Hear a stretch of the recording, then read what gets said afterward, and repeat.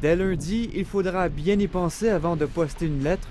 Le prix d'un timbre à l'unité passe de 63 cents à 1 $. Ça devient prohibitif comme coût, là.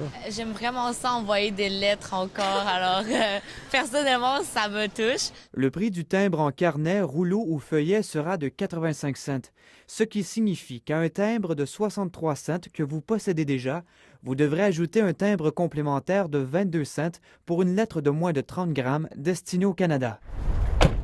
Avec la poste traditionnelle en déclin, l'utilisation d'Internet, certains comprennent cette décision. Moi, j'utilise de temps en temps, mais je pense que si ça peut sauver le système de la poste, tant mieux. J'utilise pas vraiment la poste. On travaille plus par envoi, par courriel. La moyenne d'un ménage canadien par mois, c'est d'envoyer 2 lettres. Poste Canada explique que les pertes financières anticipées s'élèvent à 1 milliard de dollars d'ici 2020. Donc, on cherche vraiment à revitaliser le service postal et à protéger l'avenir du service postal.